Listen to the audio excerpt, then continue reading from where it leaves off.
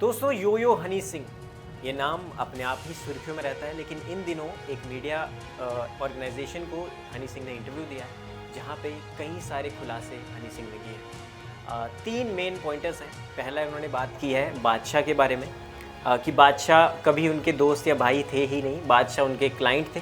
दूसरा सबसे बड़ा पॉइंटर उन्होंने कहा कि रफ्तार ने पाँव पकड़ के मेरे घुटने पे हाथ लगा के मेरे से माफ़ी मांगी थी। और तीसरा सबसे बड़ा जो उन्होंने अपडेट दिया है, सबसे बड़ा एक कह सकते हैं शॉर्ट आउट दिया है, वो है उनकी जो एक माफिया मुंडीर थी 2010 में एक बैंड था, जो एक ग्रुप था, उसके बारे में भी कई सारे खुलासे किए।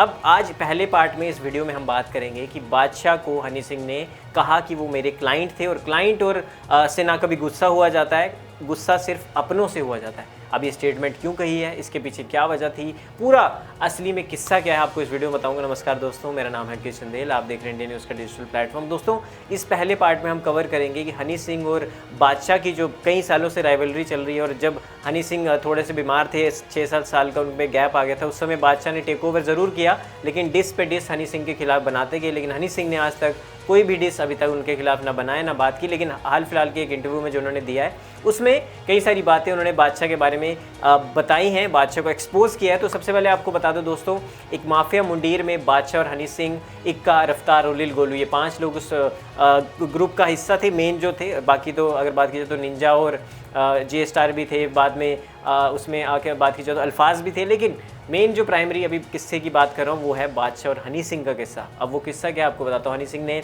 बताया कि जो बादशाह हैं ये बहुत बड़े अफसर के बेटे हैं और इनके पिताजी मेरे पास आए थे और उन्होंने कहा कि मेरे बेटे की इंग्लिश एल्बम एक रिलीज़ होने वाली है। और उस समय मैं म्यूज़िक प्रोड्यूसर था और मैं काफ़ी कंपनीज़ के लिए काम करता था, काफ़ी फ्रीलांस करता था। तो उन्होंने कहा अपने बेटे बादशाह का म्यूज़िक, इंग्लिश एल्बम का म्यूज़िक बनवाने उनके पिताजी मेरे पास आए थे और उन्होंने मुझे लाखों रुपए भी दिए थे, लगभग 5-6 लाख रुपए के आसपास उन्होंने मुझे अमाउंट दिया था कि आपको मेरे बेटे के लिए पैसे ले लो भैया और हमारा म्यूज़िक कर दो। उन्होंने कहा फिर बादशाह के लिए मैंने म्यूज़िक किया उनके एल्बम के लिए। और बादशाह कभी भी मेरे भाई या कभी भी मेरे दोस्त नहीं थे, बादशाह सिर्फ मेरे लिए क्लाइंट थे। और अगर इनकी दुश्मनी की बात की जाए तो 2012 में द माफिया मुंडीर ग्रुप टूट गया, लेकिन गेटअप जवानी जैसे कई सारे गाने दोनों ने साथ में किए। गबरू गाना आपने सुना होगा, उसमें भी बादशाह कोलैबोरेशन में थे। तो इन्होंने कई सारे गाने किए जो हिट भी साबित हुए। लेकिन 2012 के बाद से इनकी बातचीत कम हो गई और उसी के बाद 15 साल अब तक हो गए और दोनों ने एक दूसरे से बात नहीं की और ना ही एक साथ कोई काम किया है। लेकिन इसी बीच हनी सिंह का ये स्टेटमेंट काफ़ी कुछ खुलासे कर देता है। उनसे जब उन्होंने कहा कि जब इंटरव्यूअर ने उनसे पूछा कि आपने कभी चीज़ें ठीक करने की कोशिश नहीं की, तो हनी सिंह ने कहा नहीं, बिल्कुल 2018 में हम मिले, 18-19 में हम मिले थे। एक जतिन भाई हैं उनकी पार्टी में हम मिले थे, जहाँ पे हमने साथ में डांस भी किया, हमने पार्टी भी की। लेकिन वहाँ भी मैंने सामने से बात की बादशाह से, लेकिन उसके बाद उन्होंने फिर मेरे पे डिस निकाल दिया। तो उन्होंने कहा कि मैं अपने भाइयों से नाराज़गी दूर कर सकता हूँ, अपने दोस्तों से कर सकता हूँ, लेकिन एक क्लाइंट से मैं नाराज़गी दूर नहीं कर सकता। तो ये बहुत बड़ी स्टेटमेंट है जो हनी सिंह ने बादशाह के लिए कही है।